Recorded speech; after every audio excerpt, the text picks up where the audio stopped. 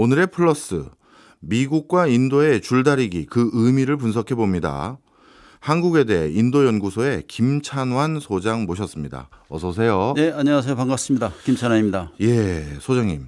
미국이 인도에 50% 관세를 매겼습니다. 예. 대부분의 국가는 이런 일을 당하면요, 미국에 찾아가서 이러지 말고 잘 지내보자 하면서 납작 엎드리죠. 그렇죠. 예. 관세 낮추고 협상하고 미국 물건 사주겠다, 투자해주겠다 하는데, 야, 인도는 협상을 안 하네요. 그렇습니다. 인도가 기본적으로 뭐 전통적으로 영국 제국주의에 대해서 뭐 저항을 한 그 전통도 있고, 기본적으로 인도 내수시장이 크잖아요. 예, 그러니까 뭐 버틸만 한 거죠. 예. 그다음에 사실 자존심의 문제입니다. 인도 자존심의 문제. 인도 사람들이 외세, 특히 대국에 대해서 굽신거리는 이거 용납하지 못하는 거거든요. 그다음에 지난번에 인도와 파키스탄이 일촉즉발의 전면전까지 갔거든요. 예. 5월 달에 아시겠지만. 그런데 그때 트럼프가 자꾸 이제 자기가 뭐 중재했다고 하는데 인도는 아니다 하고 인도가 그런 상황이거든요. 다른 나라에서 뭐 어떻게 했다는 걸 굉장히 꺼려하거든요. 그런데 그때 이제 인도와 파키스탄의 전쟁을 할 때 파키스탄의 전쟁을 주도적으로 일으킨 사람이 파키스탄 육군 참모총장 문일이라는 사람이에요. 네. 예, 지금은 5스타 원수로 됐는데 어떻든 그 사람을 6월 달에 트럼프가 백악관으로 초대를 한 겁니다. 공개를 해본. 예. 그러니까 인도 입장에서 눈에 가시고 전쟁을 일으키서는 바로 그 사람을 파키스탄 총리도 아니고 육군 참모총장을 백악관으로 공개적으로 내서서 뭐 이란의 미국 공격에 대해서 자문을 구하는 모습을 보니까 인도가 굉장히 자존심이 상한 거예요. 그래서 자존심이 문제고 또 그다음에 더 중요한 것은 정권 존립의 문제입니다. 네. 미국이 인도에 압력을 가하는 게 농산물을 개방하라는 거거든요. 그런데 인도 전체 노동자의 약 40%가 농촌에 의존하고 살고 있어요. 예. 예. 그다음에 인도 농촌이 굉장히 영세하거든요. 예. 그걸 개방할 수가 없는 거예요. 개방하면 인도 농촌이 무너지는 거죠. 농업이 무너지는 거죠. 그러면 뭐 40% 노동자 그게 유권자인데 네. 그 당장 인도는 민주주의 국가이기 때문에 선거가 정기적으로 이루어지는데 당장 다음 정권을 장담 못하는 거죠. 네. 정권 존립의 문제가 되는 거고 그다음에 또 사실 인도가 미국에 대해서 굉장히 배신감이 지금 강해요. 네. 모디가 지금 3기 정권이 진행 중인데 2014년부터 모디가 지금 정권을 잡았거든요. 2014년부터 뭐 작년까지 10년 동안 친미 정책을 수행했어요. 예. 물론 인도가 뭐 브릭스나 상하이 코퍼레이션의 멤버지만 그래도 중국을 견제하기 위해서 미국과 손잡고 이 아시아 태평양에서 같이 손잡고 코드의 멤버가 되면서 적극적으로 미국 정책에서 부합을 해줬거든요. 그런데 내 뒤통수를 친다? 그것도 50%? 이건 말이 안 된다. 네. 미국은 굉장히 배신감 들고 이런 여러 이유 때문에 인도가 도저히 이걸 받아들일 수 없는 거죠. 네. 바로 그런 맥락 때문인지 모르겠습니다만 인도가 이렇게 버틸지 미국도 좀 몰랐던 당혹스러워하는 분위기도 좀 있어요. 저는 이 5차까지 협상을 해다가 예. 이제 인도가 이제 세게 나가니까 지금 중단됐고 또 트럼프도 화가 나고 그러니까 지금 그런 거거든요. 네. 그런데 최근에 다시 좀 움직임이 보여요. 예. 다시 물밑 협상이 하고 있고 트럼프도 어제 SNS에 인도 참 모디 좋은 친구다. 예. 그리고 협상이 진행될 것 같다. 인도 또한 이게 오래 가는 것은 뭐 어렵죠. 예. 그래서 제 생각에는 뭐 올 연말 내에는 어느 정도 타결이 되지 않을까. 예. 그렇게 생각하고 있습니다. 예. 일단 그래도 표면적인 이유는요. 이번에 고관세를 인도에 부과하게 된 표면적인 이유는 왜 너희들 자꾸 러시아산 원유 사니? 그렇죠. 그것 때문에 러우 전쟁이 자꾸 안 끝나잖아라고 예. 하는 건데 예. 인도가 러시아산 원유를 이렇게 포기 못하는 이유는 뭘까요? 기본적으로 에너지 안보를 지켜야 한다는 얘기도 있지만 일단 러시아산이 싸잖아요. 예. 예, 그러니까 인도는 기본적으로 조금이라도 싸면 가는 거거든요. 예, 뭐 특별한 뭐 러시아와 관계도 있지만은 네. 일단 싸고. 근데 더 중요한 것은 단지 뭐 싸기 때문에 산 게 아니고 왜냐하면 러우 전쟁 전에는 인도가 러시아에서 거의 1% 미만의 원유를 전체 원유 수입해 왔거든요. 그런데 지금 전체 원유 수입의 36%를 차지하고 있어요. 예. 지금 작년과 재작년에 거의 한 500억 불에서 한 600억 불을 수입했거든요. 그러니까 중국 다음으로 이제 많이 수입을 해왔는데 뭐 가격도 싼 건 이유도 있지만 근본적으로 자세히 들여다보면 인도와 러시아의 특수 관계가 있어요. 예.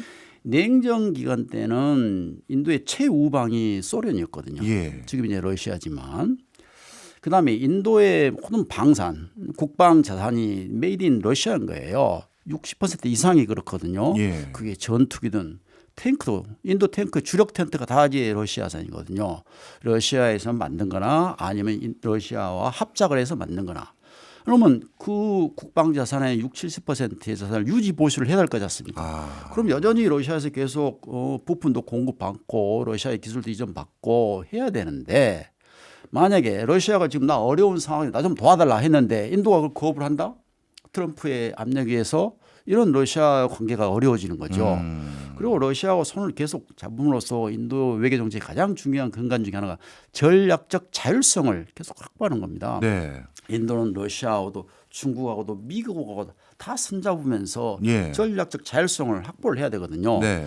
특정 국가의 입김에 의해서 손절한다? 이건 있을 수가 없는 겁니다. 네. 예, 그런 이유 때문에 인도가 미국의 압력이 있음에도 불구하고 여전히 러시아로부터 수입을 하고 있다. 이렇게 볼 수 있겠습니다. 아, 그렇군요. 아, 이 인도가 무기 체계에서 러시아의 의존도가 굉장히 셌군요. 아, 그렇습니다. 예. 네. 최근에 지금 이제 다각화를 하고 있거든요. 예.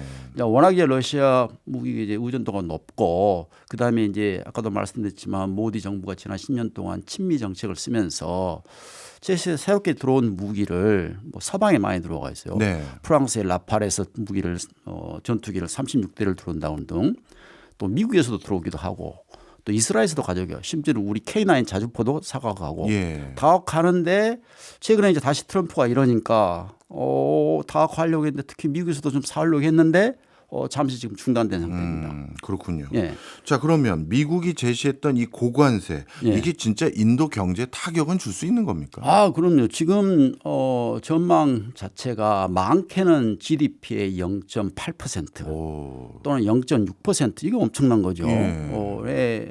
영향이 있을 거다. 이게 예. 장비화되면 더 중요한 것은 지금 미국에 수출하는 대부분의 제품들이 노동 집약적 산업이거든요. 예. 그러니까 뭐 섬유, 의류, 그다음에 카페트, 그다음에 보석류, 그다음에 새우 이런 거예요. 아주 많이 적은 정말 노동값으로 먹고 수출하는 그런 거거든요. 그래서 인도가 1년에 미국에 수출해서 약 한 450불 흑자를 내고 있어요. 그런데 이게 되면 엄청난 문제가 되는 거죠. 이제 노동력이 지금 만약에 오래되면 아마 지금 실업이 한 200만까지 증가할 거다 이렇게 보고 있는 거죠. 네. 예. 그런데 통계적으로 봤더니 네. 인도가 미국에 직접 수출하는 건 얼마 안 되는 것 같던데. 맞죠. 네. 예. 예. 그런데 전체 인도 자체가 제조업 기반이 적다 보니까 예. 수출이 많지가 않아요. 예. 인도가 무역 흑자를 낸 나라가 많지가 않아요. 예. 그런데 유일한 흑자 중에 하나가 미국이거든요. 미국이 세대 수출 시장입니다. 인도 전체 수출의 18%를 차지하고 있어요. 예. 최대 수출 시장이에요. 예. 반면에 중국 같은 경우는 최대 수입 시장이거든요. 네. 우리한테도 적자가 한 1년에 한 120억 불 나요. 예. 그러니까 제조업 기반이다 보니까 공산품을 다 수입해야 되는 입장이다 보니까 인도가 수출을 그렇게 많이 못하고 있죠. 네. 그런데 그럼에도 불구하고 미국에는 18% 수출하니까 엄청난 타격이 되는 거죠. 네. 야, 교수님 말씀 듣고 나니까 더 머리가 골치 아픈데요. 이게 미국과 인도가 지금 약간 뭐랄까요? 불협화음이 생기고 예. 난 뒤에 예. 그러면 누가 더 아쉬운 쪽입니까, 지금? 당연히 인도가 좀 더 아쉽겠죠. 아, 그래요? 아쉽기는 지금 자존심도 내오고 정권 존립의 문제도 있고 배신감도 있지만 사실 현실적으로는 아쉬운 건 인도죠. 아까도 말씀드렸지만 대부분의 지금 수출하는 뭐 섬유 의류나 새우나 카페트나 보석류 이런 게 다 노동집약점이 일자리를 창출하는 곳이거든요. 일자리를.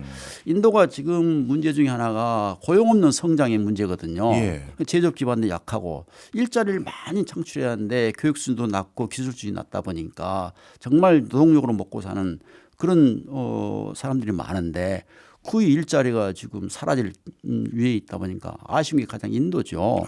그다음에 더 나아가서 이제 인도와 중국 갈등 문제 때문에 어떻든 인도는 미국과 좀 손을 잡고 인도 태평양에서 중국을 좀 견제하는 게 당연히 또 외교 안보 측면에서 또 이익이 되는 거죠. 네. 그런 측면에서 이제 먼저 아쉬운 건 인도인데 미국도 뭐 아쉬운 게 없는 건 아닙니다. 네. 미국도 14억 6천의 거대 시장에 투자를 수출받은 투자를 해서 미국 기업들이 그 인도 내수 시장을 선점해야 되는데 이게 인도와 갈등이 껄끄러지면 인도가 미국 기업에 허가를 잘 안 해줄 수도 있고 네. 또 불매 운동도 나타날 수도 있고 여러 가지 문제가 되는 거고 또 하나는 아까 마찬가지지만 중국을 견제해야 되는 입장이기 때문에 지금 이번에 중국 전승기를 보셨지만 중국이 뭐 미국을 위협할 정도로 지금 군사력이 강해졌지 않습니까? 예. 그 중국을 미국 독자적으로 견제하기는 지금 이제 버거운 상대가 됐잖아요. 이미. 그러면 저 서쪽에 있는 인도 태평양 끝자락에 있는 그 대국 네. 인도와 손을 잡아서 중국을 견제하지 않는 이상은 네. 이건 어려운 거죠. 예. 그런 입장에서 장기적으로 트럼프 행정부에서 인도와 계속해서 껄끄러운 관계를 간다? 이건 미국한테도 외교안보 측면에서 국익에 도움이 안 되는 거죠. 네. 이런 과정에서 이미 인도는 어떻게 보면 칼을 빼든 거니까요. 네. 미국한테 굽히지 않고 네. 우린 고관세 낼게 그리고 중국하고 친하게 지낼 거다 하면서 제스처를 취했잖아요. 네. 그럼 이런 과정에서 인도가 버틸려면 네. 내수가 좀 받쳐줘야 맞습니다. 이게 버틸 수 있을 텐데 네. 인도 내수는 어떤 상황입니까? 바로 그것 때문에 사실 인도가 지금 버티는 거예요. 인도 내수가 참 좋아요. 보시면 GDP의 민간 소비가 60% 차지해요. 예. 그 정부 소비까지 하면 한 71%를 차지하거든요. 그러니까 내수 시장이 인도는 수출이 차지한 게 GDP 한 20%밖에 안 되거든요. 내수를 진작하려고 또 최근에 다시 인도가 세금 상품과 서비스의 세금 구조를 좀 단순화시키고 인하시켰어요. 네. 원래 GST라 가지고 Goods and Service Tax가 상품 서비스 세금가 5%, 12%, 18%, 28%까지 네 구간으로 있었거든요. 네. 이걸 단순화시켜서 5하고 18로. 그래서 28%를 18%로 많이 줄였어요. 예. 대표적인 게 자동차예요. 예. 그래서 그걸 이제 이번 달 22일부터 실행이 들어가거든요. 인도가 이제 9월 말부터 이제 축제의 기간입니다. 명절의 기간이면서 소비가 가장 많이 되는 거예요. 예? 선물도 많이 되고. 그다음에 인도의 최대 축제 디알리가 곧 다가오거든요. 이때 이제 미국이 뭐 땡스기빙처럼 엄청난 소비를 하는 거요. 그에 발맞춰서 내수를 확 증가시키려고 지금 GST도 이제 단순화시키고 세금을 인하한 거죠. 네. 예. 이런 상황에서 그러면 인도는 내수가 있기 때문에 결국 버틸 거고 예. 그러면 중국이 오히려 예. 뭔가 유한 정책으로 다시 다가와서 예. 그러지 말고 협상해보자 이렇게 되는 흐름으로 전개될 가능성이 높을까요? 중국도 인도도 지금 둘 다 친하게 지낸 게 다 국익에 도움이 되는 거죠. 네. 예.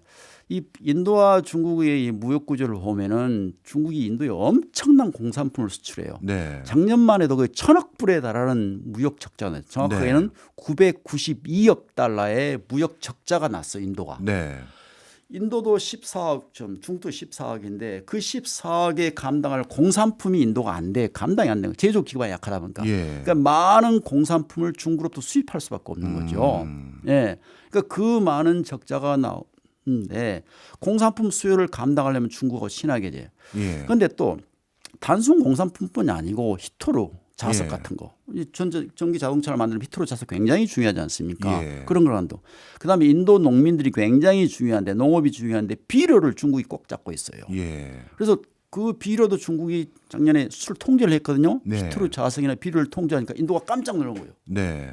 이거 안 되겠다. 그래서 작년부터 인도가 중국한테 제스처를 한 거예요. 사실 2020년에 가란 계곡이라는 곳에서 국경 문제가 있으면서 인도와의 갈등이 계속 있어졌거든요. 네. 냉랭하게 이어왔어요. 예. 그래서 작년 이제 히토르 이제 수출을 통제를 하고 비료도 통제하니까 인도가 이제 아쉬우니까 계속 제스처를 취했죠. 우리 다시 화해하자. 그러다가 올해 이제 트럼프가 이제 관세를 때리기 시작하니까 본격적으로 적극적으로 인도가 더 나선 거죠. 그래서 6월 달에 인도의 국가안보 보좌관하고 국방부장이 방문하고 7월 달에 외교부 장관하고 그다음에 8월 말에 모디 총리가 인도 상하이 코퍼레이션 가서 중국과 잘해봅시다. 중국 또한 이참에 트럼프가 이렇게 하니 동맹들을 다 이렇게 어렵게 하고 또 인도까지 그러니까 이참에 그들을 반서방 반미 세력을 모으자 해가지고 이번 상하이 코퍼레이션 전승절에 국제 사회에 보여준 거 아닙니까? 예. 그러면 앞으로는 인도는 중국과 더 돈독하게 지내야 될 이유들이 많아 보이고 미국하고는 상대적으로 돈독하게 지낼 이유가 없어 보이니까 지금 형태의 어떤 국제 정세 판세가 계속 고착화될 가능성이 있어 보이는데요. 아니요. 인도 입장에서는 미국과도 관계를 잘 지내야 되고 중국과 잘해야 되고 러시아도 잘해야 돼요. 그래야 네. 전략적 자율성을 확보를 하는 거거든요. 아. 특정 국가와 갈등하는 건 별 좋지는 않아요. 네. 예, 중국과도 우호 관계를 잘 해야만 인도 경제에 도움이 되는 거예요. 지금 당장 아쉬운 게 인도답니까? 네. 그런데 자세히 보면 인도와 중국 관계를 보면은 태생적 한계가 있어요. 예. 태생적 한계가. 왜냐하면 인도와 중국의 히말라야 산업 국경이 있는데 거기에 3,488km 국경인데 그게 국경이 명확하게 안 돼 있어요. 아. 히말라야 저 8,000, 7,000, 6,000의 고봉에 있다 보니까 아. 이게 국경이 명확해. 영국 식민 지배 때 국경이 그어졌거든요. 예, 예. 그 티벳 그 왕국하고. 예. 그러다 보니까 인도나 중국이나 이게 국경이 명확하니까 틈만 나면 여기까지 내 땅이다. 여기까지 내 땅이다. 그러다 보니까 국경 분쟁이 나타나고 62년도에 전쟁도 있었고 네. 그다음에 가깝게는 지난번에 가란 계곡에서 인도 군인들이 중국 군과 육박전해 가지고 한 20명이 사망하고 그래서 국경 태생적인 한계가 명확하지 않다 보니까 가끔씩 그렇게 충돌이 일어나요. 우발적인 충돌이. 지금은 이제 트럼프 때문에 인도가 적극적으로 중국과 이제 화해 협력을 하면서 우호 협력을 하지만 또 만약에 국경에서 그런 문제가 발생하면은 또 이제 갈등이 냉랭한 갈등이 이루어질 수밖에 없죠. 그러면 이런 상황에서 인도 그 교수님 말씀을 쭉 다 정리해 보니까요. 인도는 한결같이 자립, 자족 그리고 자율 이런 것들로 전 세계 어떤 국가와도 우리는 영향을 안 받는 그런 국가로 진화 발전하자. 이거를 어떻게 보면 계속 지향하는 것 같아요. 네, 그게 국가의 정체성입니다. 예. 인도의 가장 전통적으로 마하트마 간디부터 스와라지, 스와라지가 자치, 예. 응? 스와데시가 자립이거든요. 예. 그러니까 기본적으로 지금도 현재 모디 정부가 굉장히 자립을 경제 자립, 국방 자립을 강조를 하고 있습니다. 네. 아트마니 바르 바라트라게 해가지고 네. 굉장히 자립을 강조해서 그래서 외국 투자 기업에도 기술을 이전해라 를 강조를 하고 있거든요. 그래서 인도가 지금 워낙 지적 기후에 약하다 보니까 단시일 내에 자립 경제를 달성하려고 지금 인도의 대표적인 정책이 메이크 인 인디아 정책. 네. 인도에서 메이크를 하라는 거니까 매니팩처링을 하라는 거잖아요. 그러면서 그걸 더 활성화시키기 위해서 생산 연계 인센티브도 주고 있어요. 생산을 하면 인도에 생산해서 그걸 판매를 하면 인센티브를 주는 네. 이런 제도까지 하면서 투자 유치를 하려는 그런 지금 정책을 추구를 하고 있죠. 네. 그런 것들을 추구하면서 안정적으로 다른 나라의 눈치를 안 볼 수 있는 근원적인 인도가 가진 힘 이거는 역시 인구 대국에서 나오는 내수 시장 그건가요? 그렇죠. 아. 네. 14억 지금 6천인데 네. 이제 뭐 15억까지 이제 갈 건데 이 큰 거대 시장 자체가 중산층이 사실 많잖아요. 예. 중산층이 많게는 40%까지 어떤 뭐 전망도 하는 사람이 있고 적게 예. 잡아도 30%고 그다음에 인도가 지금 인구 구조가 완전히 굉장히 변했어요. 인도가 1991년도에 개혁 개방을 했거든요. 예. 91년 이후에 태어난 세대를 경제 개혁 이후의 세대, 포스트 리폼 제너레이션 하는데 그 이후의 세대가 지금 인도 사회를 주도를 하고 있습니다. 네.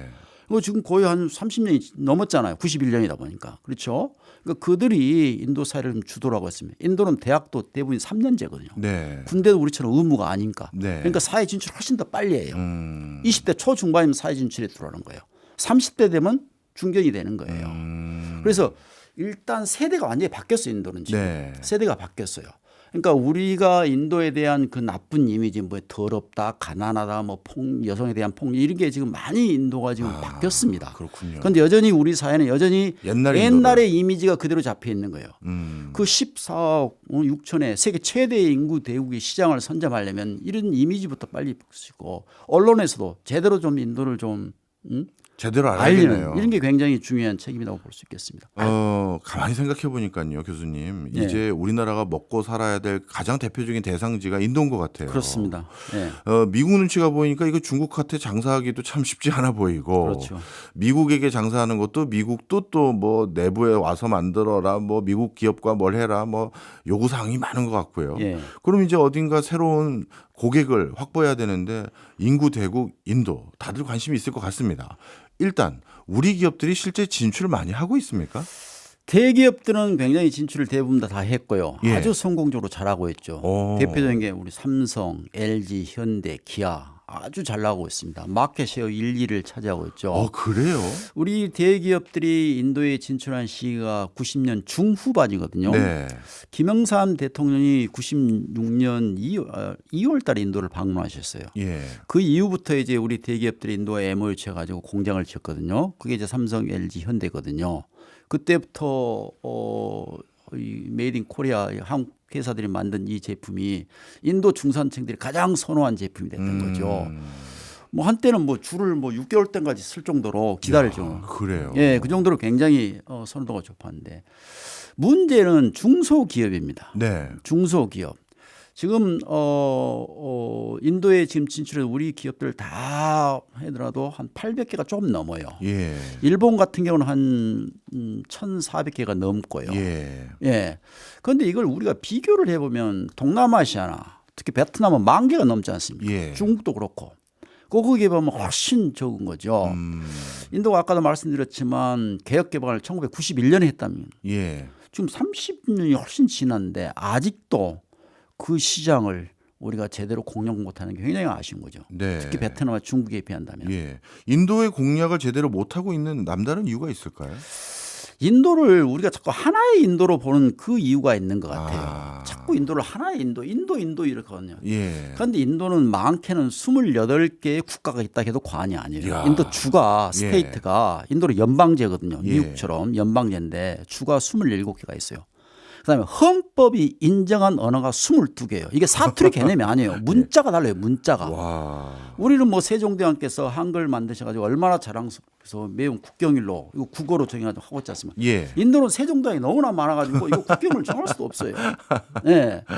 국가에서 실시하는 뭐 수능이든 국가공무원 시험은 모든 게 22개 언어로 복사를 해야 됩니다. 와. 내가 A라는 언어를 쓰는데 B라는 언어 시험 문제 내면 못 할 거 불리하잖아요. 아니 영어로 다 같이 보는 게 아니에요? 영어가 공용인 거죠. 예. 저도 델리대학교에서 영어로 공부하고 영어로 시험 보고 그러니까 워낙 언어가 문자가 다양한 언어가 많다 보니까 교수가 어떻게 강의해? 영어로 강의를 해야 되는 거예요. 그럼 시험도 영어로 하면 되는 거잖아요. 아니 그런데 예. 그 시험이란 게 뭐 영어만 잘한 사람만 보게 하면 안 되죠. 아, 예. 영어를 예. 못한 사람도 있지 예, 않습니까? 예. 예. 그래서 영어가 공용인 겁니다.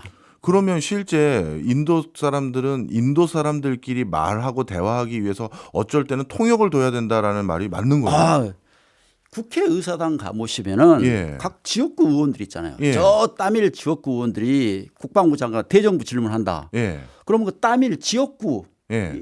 생각해서 그 따밀어로 대정부 질문을 합니다. 네. 그 국방장관은 따밀을 모르니까 네. 통역이 끼는 거예요. 그래서 22개 언어로 통역을 합니다. 예. 예. 아, 말씀 듣고 보니까 이런 생각이 드네요. 대기업은 네. 그래도 자금 여력도 있고 인력 여력이 있으니까 이 실질적으로는 한 28개 가까운 국가를 하나하나 다 대응할 수 있으니까 인도의 진출이 그래도 들어가서 성공할 수 있었는데 바로 그겁니다. 예. 중소기업은 그게 쉽지가 않군요. 그렇죠. 아. 그러다 보니까 정보도 제한적이죠. 예. 자꾸 인도 이렇게 정보를 받는데 우리 네. 기업들이 어떤 특정 주에 들어가야 될 거지 않습니까? 예. 그럼 거기는 또 다른 주거든요.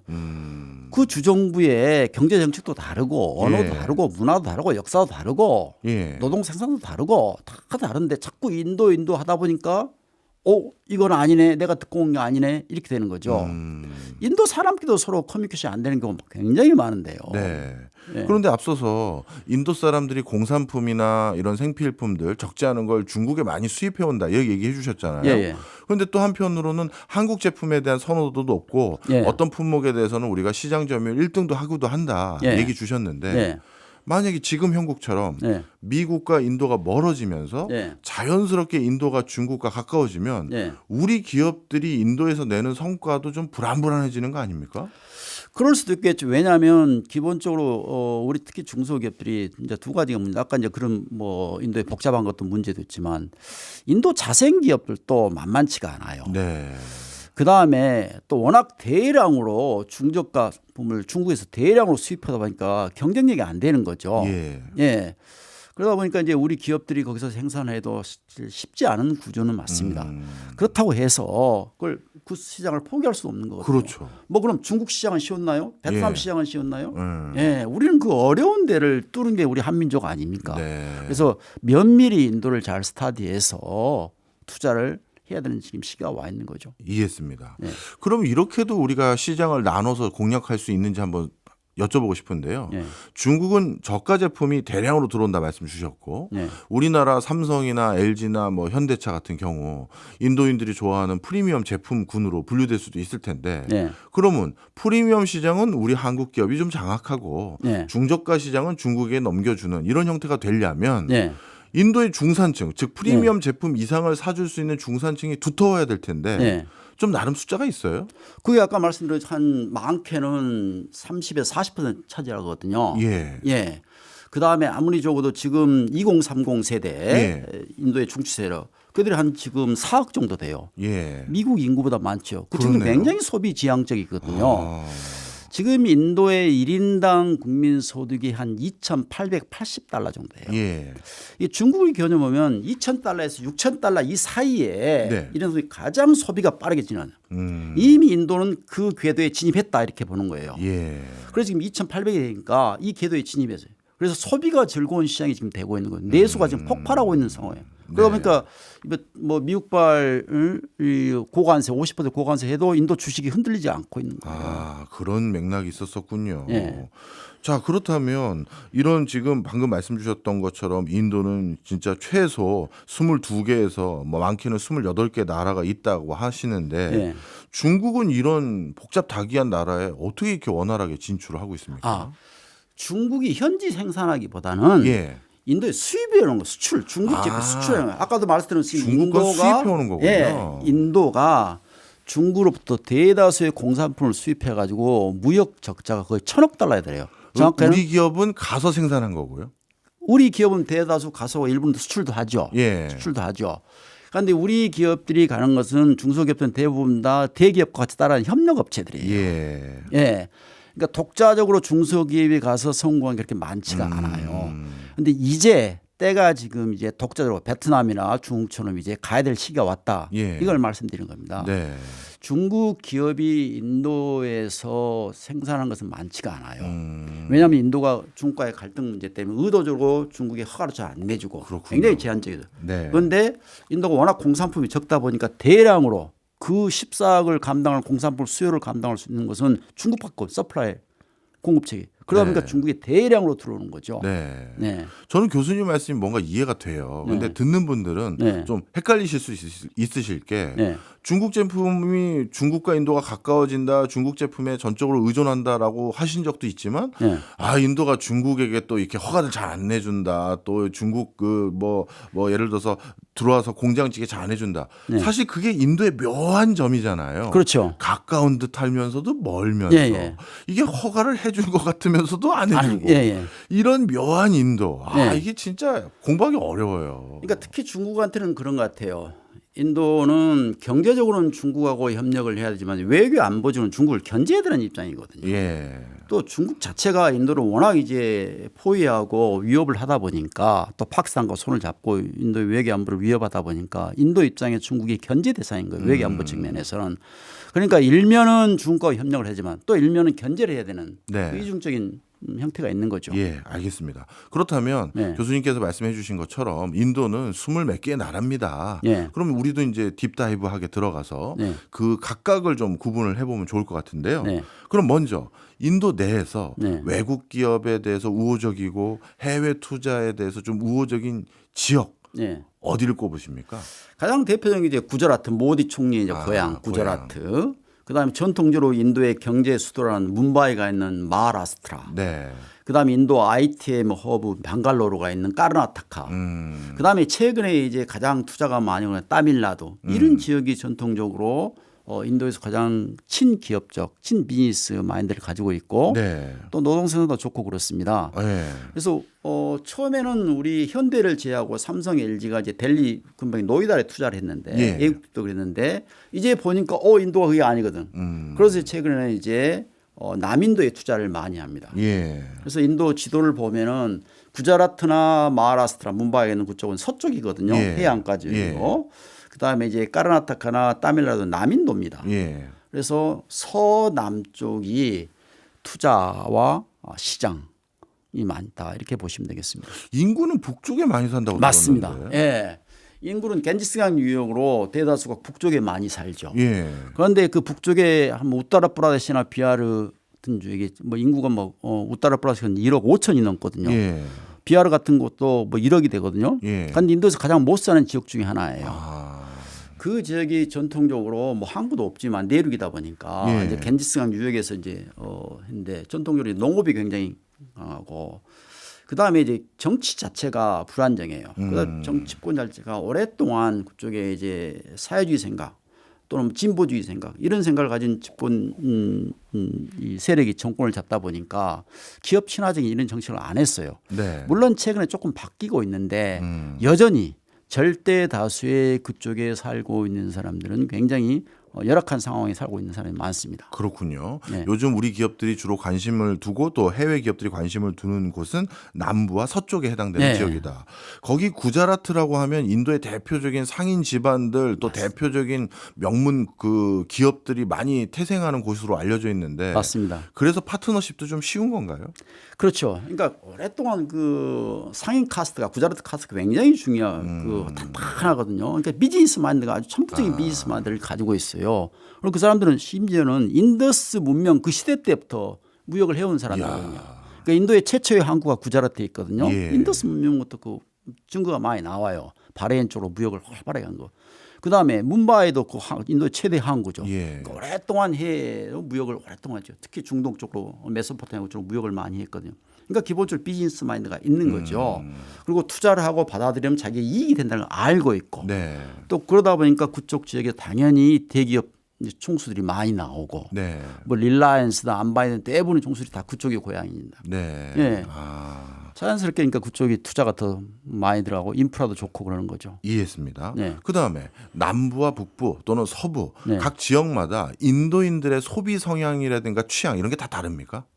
다 다르다고 하면 좀 다르죠. 예. 네. 델리 같은 경우는 인도의 정치, 행정, 교육의 중심지입니다. 예. 그러다 보니까 인도 전역에서 많이 들어와요. 우리가 서울처럼. 네. 인도 우리 전역에서 다 들어와가지고 서울에서 살고 있지 않습니까? 예. 그와 마찬가지로 델리가 그런 곳이에요. 그럼 중산층이 많죠. 그러니까 소득 수준이 높아요. 그러니까 타지에서 와다 보니까 쇼잉을 많이 해요. 잘난 체를 많이 해요. 그러면 굉장히 과소비를 더 많이 해요. 아. 그다음에 거기에 있는 공무원도 많고 뭐 공기업 사람도 많으니까 인도는 여전히 공무원들이나 정치인들은 국가에서 사택을 줘요. 네. 그러니까 주택 비용이 들잖아요. 예. 심지어 델리대학교 교수들은 내리대학교 교수들은 학교에서 사택을 줘요. 예. 많은 사람들에게 교수들한테. 그러니까 주택 비용이 들어잖아요. 그러니까 가처분 소득이 더 많죠. 예. 그러니까 소비를 더 많이 하는 거예요. 아. 예. 그래서 델리 쪽은 굉장히 과소비를 많이 하고 내세우기를 좋아하고 쇼잉을 예. 좋아하는. 그래서 뭐 EV 자동차도 잘 팔리고. 네. 그런데 남인도 같은 경우는 상대적으로 보수적이에요. 특히 따밀 같은 경우는 인도에서 좀 더 깊이 들어가보면 인도 역사나 문화에서 힌두 문화의 인도 문화의 원형이 남인도거든요. 한 번도 무슬림이 거기를 손을 댄 적이 없어요. 아, 그래요. 북인도는 다 믹스가 됐거든요. 예. 북인도는 무슬림에 의해서 영국에 의해서 그런데 남인도는 그러지 않아요. 네. 특히 무슬림의 손이 타지 않는 거예요. 그러니까 힌두 문화, 인도 전통 문화의 원형이 남인도에 있어요. 네. 그러다 보니까 거기는 소비가 좀 보수적이고 그다음에 원래 자동차 같은 경우도 오히려 내연 기관차를 더 선호해요. 그래요. 물론 젊은이들은 최근에 좀 바뀌고 있지만 예. 그래도 비교를 한다면 델리 같은 지역에 비해서는 EV보다는 내연 기관을 선호하는 네. 이런 소비층이죠. 그다음에 문바이 같은 경우는 이제 워낙 오랫동안 장사꾼들이 많으니까 굉장히 이윤에 민감한 곳이죠. 그래서 굉장히 따져서 소비를 하는 예. 이런 형태를 보이고 있죠. 예. 만약에 우리 중소기업들, 대기업들이 인도 진출을 한다고 했었을 때 물론 품목마다 좀 다르긴 하겠습니다만 그래도 이 지역부터 먼저 스터디를 좀 해보면 좋으실 겁니다 하고 추천을 해주신다면 네. 어디를 꼽아주세요? 당연히 이제 편하게 하려면 아까 말씀드린 따밀나두 같은 거. 예. 따밀나두 같은 곳은 영국 식민지 때 이미 그들의 착하고 노동 생산이 좋다는 걸 알고 있었거든요. 네. 영국이 인도를 식민 지배했잖아요. 뿐만 아니고 그 그 밑에 스리랑카도 그다음 말레이시아도 하고 싱가포르도 하고. 그런데 이제 스리랑카의 사탕수수 채취 노동자, 그다음에 말레이시아의 고무 채취 노동자를 인도에서 데려갔어요. 네. 그런데 인구가 많은 북부에서 데려간 게 아니고 남인도 그 따밀에서 데려간 거예요. 예. 그래서 오늘날 스리랑카나 말레이시아가 뭐 따밀 후손들이 살고 있는 거예요. 그러니까 그쪽 사람들이 굉장히 착하고 네. 훨씬 더 착하고 노동 생산도 좋아요. 그래서 초기에 세틀다운하고 좀 원활하게 하려면 거기가 좋다. 주정부도 네. 훨씬 더 친화적이고. 아, 그렇군요. 예. 예. 그다음에 이제 새롭게 우리가 발굴해야 되는 게 인도를 보면은 이제 아까 말했지만 서부와 남부에 집중 투자가 이루어지는데 네. 그런데 이제 손을 안 댄 곳이 좀 많은데 네. 그게 동부 쪽이에요. 동부. 특히 북동부 지역을 보면은 네. 미얀마 바로 옆 동이거든요. 예. 방글라데시 바로 위에. 거기는 정세가 불안하지 않나요? 불안한 건 사실입니다. 예. 저도 몇 번 방문을 해봤는데 또 실제 가보면 그렇지도 않아요. 그런데 중요한 것은 뭐 그렇다면 최소한 거기에 마켓 물건만 팔면 되는 거죠. 예. 그러니까 거기 제가 가보니까 담요 있죠. 예. 옛날에 카시미르가 담요해가지고 예. 나이론을 만든 그 담요. 담요가 엄청나게 보니까 우리 거예요. 우리 한국 거야. 오. 그래서 제가 이걸 어디서 가져왔냐니까 미얀마에서 밀수하거나 중국에서 밀수한 거야. 거의 약간 히말라야 산 끝자리가 춥거든요. 예, 예, 예. 그러니까 그런 담요. 아. 그런 그쪽은 생산 시설이 거의 부족하다 보니까 많은 걸 들어와요. 특히 미얀마는 중국에서 많이. 네. 바로 옆 동네니까. 그런데 그쪽이 우리하고 똑같은 몽골로이드예요. 그다음에 한류가 가장 세긴 곳이 바로 그곳이에요. 아, 그렇군요. 예. 어떤 사람들은 그 친구가 한국인 같고 제가 인도인 것처럼 구별이 안 될 정도. 우리하고 모습이 똑같아요. 예. 예, 정서도 똑같고 예. 우리하고 성격도 약간 다혈질성하고 부지런하고. 예. 예. 그래서 그쪽 지역을 공략하는 거. 아니면 정세가 보려면 뭐 OEM 파트너를 구축해 가지고 네, 거기서 네. 생산을 한다거나 아니면 물건을 판다거나 이런 전략을 좀 취할 필요가 있겠죠. 네. 저는 교수님 만나면서 인도 분하고 얘기하는 느낌도 드는 게요. 교수님이 인도 사람들처럼 약간 일부러 그러신 건지 모르겠습니다만 모호하게 말씀해 주세요. 아, 인도의 북동부지요. 정세가 불안하죠. 근데 또 보면 그렇게 불안하지 않아요 하시면서 인도 자체가 그렇게 늘 표현 많이 하잖아요. 네, 인도 자체가 우리처럼 그렇게 명확하지가 않습니다. 맞아요. 네. 바로 그 대목에서 또 여쭤보고 싶은 게 예, 예. 인도에서 비즈니스 할 때 또 가장 걱정들을 많이 하시는 게 네. 특유의 그 굉장히 독특한 관료주의 예. 그리고 부정부패 예. 이거 걱정하시는 분들 많은데 예. 이건 어떻습니까? 그게 사실 우리 기업들 가장 힘들어한 것 중에 하나죠. 네. 뭐 대기업에 어떻게 이제 감당이 되는데 중소기업은 정말 힘들어하죠. 관료주의 정말 힘들고 네. 그 연방 정부 관료뿐만 아니라 주정부까지 주정부. 상대를 해야 되고 네. 또 지방 정부까지 다 상대하니까 너무 힘들고 네. 또 하면 또 뭘 다시 손 내미고 부정부패 이게 힘들죠. 네. 그런데 이것은 뭐 단기간에 근절은 어려울 것 같고 이제 해결책은 제 생각에는 가족과 친해지라 합니다. 가족과. 그 공무원 가족이요? 공무원 가족이든 네. 그 회사의 가족이든 아. 하여튼 내 파트너의 가족과 친해져야 됩니다. 그 가족과. 인도가 굉장히 가족 친화적이거든요. 네. 가족이란 개념이 한 집안이거든요. 예. 그 집안과 가족과 친해지면 일단 되려면 그 가족의 구성으로 들어가면은 에브리띵 올라 있습니다. 모든 게 일살천리 해결됩니다. 예. 저는 제 지도교수의 가족의 일원으로서 활동하고 있고 챙겨주는데 아, 그게 그 제자가 이제 가족의 일원이 되는 거군요. 그렇죠. 이제 아. 집밥을 주거든요. 인도는 사람을 보면 우리는 레스토랑으로 초대하잖아요. 예. 인도는 항상 집으로 초대해요. 집으로. 잘 살든 뭘 딸든 무조건 집으로 초대합니다. 예. 집으로 초대해서 막 곧바로 밥을 준 게 아니고 예. 뭐 두세 시간 얘기를 하는 거죠. 그렇죠. 재밌는 이야기 뭐 어떠냐 하여튼 거의 뭐 민증을 다 까고 가족 상사를 다 해요. 예. 얘기를 해요. 네. 그다음에 밥을 줘요. 예. 밥을 주면 상따라가 벌써 이것도 드셔보세요. 저것도 끝없이 주거든요. 예. 그럼 한 뭐 3-4시간을 얘기를 해야 돼요. 예. 가족끼리. 그럼 머리가 막 쥐가 나기도 하죠. 언어가 자유롭지 못하면. 그렇죠. 그렇죠. 그다음에 이제 문제예요. 그다음에 우리는 초대를 한국 식당으로 초대해요. 아. 이러면 안 되죠. 아, 그럼 안 되는 우리도 똑같이 집으로. 집으로 초대해서 아. 그 가족과 똑같이 서너 시간을 편하게 얘기를 해야 돼요. 이야. 이래야 왔다 갔다 하면서 하면 가족과 친해져요. 네. 저도 항상 지도교수가 집밥을 챙겨줬거든요. 네. 예. 그러니까 항상 지도교수가 저뿐만 아니고 제 가족을 항상 챙겨요. 예. 저 또한 그렇고. 예. 그러면 그 집안 전체가 저를 케어를 해요. 예. 이게 인도의 굉장히 중요한 전통이거든요. 아시겠지만 인도의 어떤 뭐 IT 엔지니어가 미국 캘리포니아로 간다. 예. 그럼 삼촌이 가면 사돈의 8촌까지 끌어들여요. 야. 고구마 줄기 끌어들이는 것처럼 철저하게 가족 지향적이거든요. 그렇군요. 그런 사회다 보니까 이런 관료주의 사회나 부패를 뛰어넘으려면 그 가족과 친해져. 그래서 서류가 100개가 있다. 예. 그러면 언더 테이블 머니를 주면은 이게 뭐 100점에서 한 50으로 올라가죠. 예. 그런데 가족과 친해져. 예. 이게 일본으로 올라가는 거예요. 와. 네. 관시 중국의 관시 유명하잖아요. 우리나라 예. 뭐 지연 학연 뭐 인도 못지 않습니다. 아, 그렇군요. 예, 그 가족과 친해지는 거예요. 예. 확실히 오늘 팁 하나 확실히 배웠네요. 가족과 친해져야 된다. 자, 그러면 이런 인도 시장에 대해서 우리가 앞으로 계속해서 적극적으로 스터디도 하고 진출할 것들을 모색해야 되지 않겠습니까? 그런데 이런 것들을 하기 위해서 지금 중소기업들은 해야 될 게 너무 많거든요. 딱 이거부터 먼저 시작해 보십시오라고 뭔가 추천해 주신다면. 딱 인도 28개 주 중에 스타트를 해서 내 이 아이템이 네. 그 중에 어느 주에 가장 적합한지 먼저 스타트를 해야 되겠죠. 네. 그럼 28 중에 예를 들어서 5개나 3개 정도 나올 거지 않습니까? 예. 그러면 5개나 3개의 구조정부 담당자를 부르거나 아니면 관심 있는 바이어를 불러가지고 파워포인트를 띄웁니다.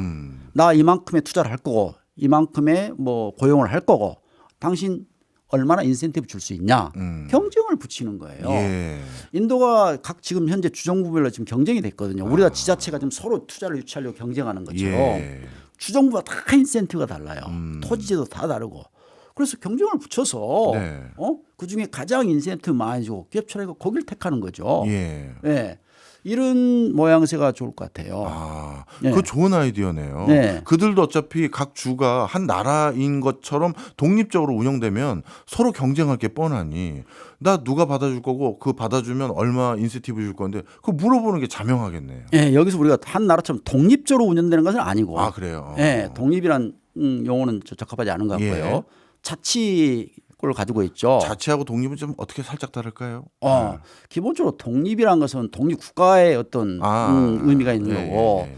연방주의 내에서 연방 체제 제한된 내에서 범위 안에서. 예, 제한된 범위 내에서 주정부의 권한을 행사하는 네. 그런 거죠. 이해했습니다. 예. 그럼에도 불구하고 굉장히 각 주정부가 성향이 다르고 네. 문화가 다르고 인센티브가 다르니까 예. 좀 주정부의 경쟁을 좀 붙여가지고 가장 나에게 우호적이고 인센티브 많이 줄 거기를 가는 게 더 낫겠죠. 네. 인도는 공부해도 또 공부할 게 있어서 참 재밌는 나라고 또 유쾌한 나라인 것 같습니다.